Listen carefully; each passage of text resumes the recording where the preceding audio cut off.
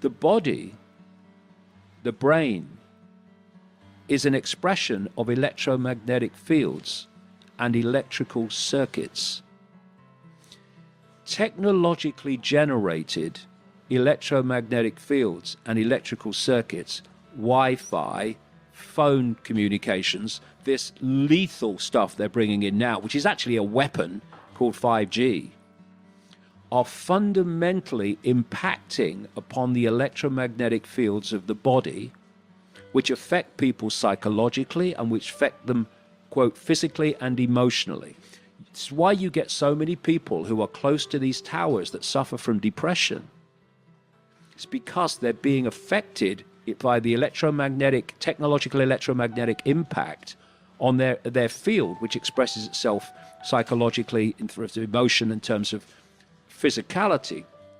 And the body's electromagnetic fields, when they're in a balanced, harmonious state, equal physical health, a lack of dis-ease, disharmony.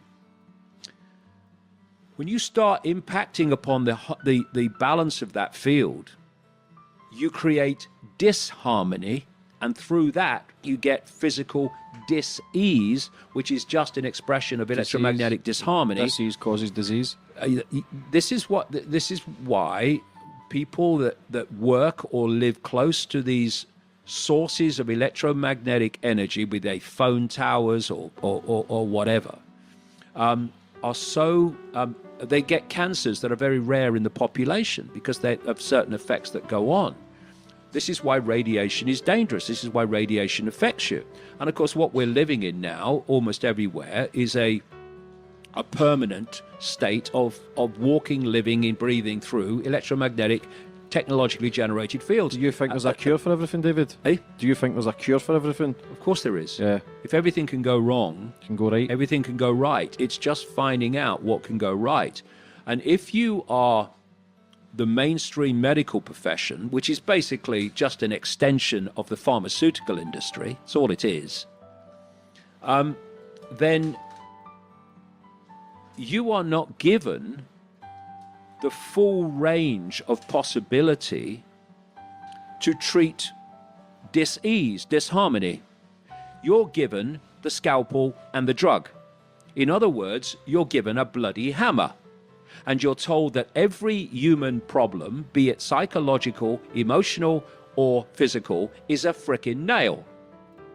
And so, oh, what have you got? Oh, I'm depressed. Oh, over here, bang, there you go. You'll get that at the drugstore. What do you think of vaccinations, this is what David? it goes on. This is what happened. And because the medical profession is just another expression of the postage stamp consensus, as I call it, this narrow band of information that people not only believe in, but are forced in terms of the medical profession to believe in. Because you want to, I know people, doctors, who've realized that alternative methods of healing are better than what they do, the scalpel and the drug. They've been struck off for using them, even though it benefits the patient, because the pharmaceutical industry controls the medical profession. This is why now we're seeing this war on the circulation of information challenging the official story of vaccines. This is why YouTube is demonetizing and deleting, same with Amazon and Facebook, information that's challenging the official story of vaccines. One of the reasons in the immigration minister's diatribe in Australia, saying why my visa is going to be revoked 4 hours before my plane left for Australia and like months and months after I was given it, was my views on vaccines. So, and my views on climate change caused by humans, which it isn't. Climate's always frickin' changed. But that means that in Australia, in a society that believes it's free, the pharmaceutical industry that makes billions and billions of pounds out of vaccines can say what it likes about vaccines, but me, from me one-bedroom flat on the Isle of Wight, can't go to Australia and give a different view. Now, we're back to something else. Why is the Australian government, which is an asset of the pharmaceutical industry, like all of them, why is it so terrified of me? Why a doctor called Sherry Tenpenny from America, who is a big challenger of vaccinations, she was also banned from Australia. Now, so you've got the vastness of the pharmaceutical industry that can advertise its products and vaccines on the television, but they're terrified of a handful of people going to Australia and challenging that. You know why? Because they can't win the debate. And they're so aware they can't win the debate, they're so aware it's a scam, certainly at the pharmaceutical level, that they have to shut up everybody, even the smallest voice giving another view. And my ban from Australia was a big wake-up call for Australians. I think the petition to get me in is, closing in on 20,000 now, because it reminded them and put in their face, Australia may seem to be a free country, but it's not. Britain may seem to be a free country, it's not. Neither's America. These are illusions. And they're terrified of other opinions. Of course, they know that what they're trying to sell the public across the range of subjects is a load of old bollocks that will not stand up to factual scrutiny. Where do people get your books, David? DavidIcke.com. They'll get it within 24 hours. There's a lot of them. The newest one is Everything You Need to Know. When's that coming out? It's out now. It's been out for a little while. Your newest one, sorry, you were talking about that you've not released? I'm literally just finishing that. Are you excited for that one? That will be out probably in about 3 or 4 months. But I've also got a film coming out, which I was asked if they would make a film of my life. It's called Renegade. Seen the trailer the day? Yeah, and that is. We've got some premieres of that in Manchester and London and Los Angeles and New York, and the dates are on the website davidicke.com, and I'll be attending all of them and taking questions afterwards. And the movie itself will be available to download from June the 4th, and it's about my life, yes, but my life is the theme, the backbone, but it's packed with information exposing the whole scam. So I'm hoping it will bring in a lot of new people to see the world is not actually like we thought it was. Yeah, excellent. David, for coming on my show and giving me your time. It's been excellent, and your views, your books, you stand on stage for 10 hours at a time and give your views and your knowledge that you've got. Is there anything you'd like to finish up on, or to try and, for anybody in the struggle that's maybe trying to awaken themselves and they're maybe going through the same journey that you went 30 years ago and they're scared, what advice would you give them, or what would you say to read into or maybe research that could maybe help them? Well, what transformed my life and what would transform anybody's life is to reassess their self-identity. Stop self-identifying with labels.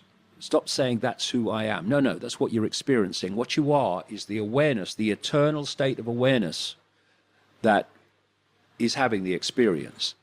And if you come from that point of view, the slings and arrows of outrageous fortune and outrageous abuse and Twitter storms are like, and? But if you identify with the labels, it becomes massive, it becomes all-encompassing. And I would say this more than anything else, and I'll say this to the kids, okay? The suicide of kids is just going through the frickin' roof, right? In the social media era.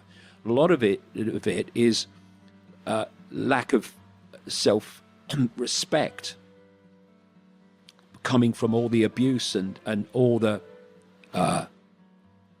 impositions of what you should be, and you're not good enough, and you should be this, and you're not. Remember that you are what you are, and what you are now can be something else whenever you choose to become the totality of what you are instead of the little me that you think you are. But if you look at it, the people who are abusing you, who are ridiculing you, who are telling you you're not good enough, right? Well, who the hell are they? Who are they? Who are they? Why do they matter? I can tell you from personal experience that people who abused me years ago are now coming to my talks and reading my books. Because the thing is that they'll think something else tomorrow. That's for sure. Whatever they're saying now, they'll think something else tomorrow, and they'll say something else tomorrow. But the point is, the key point, what the hell does it matter what they think about you? What does it matter?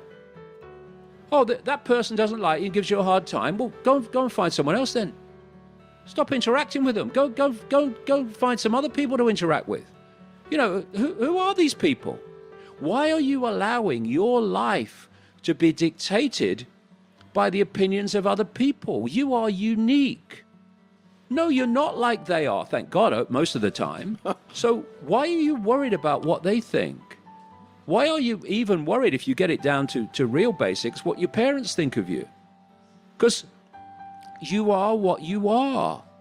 And, you know, for me, the greatest gift you can give to your kids is to allow them to be what they are, to allow them to go in the direction that they feel to go into, instead of dictating to them the direction their life should take.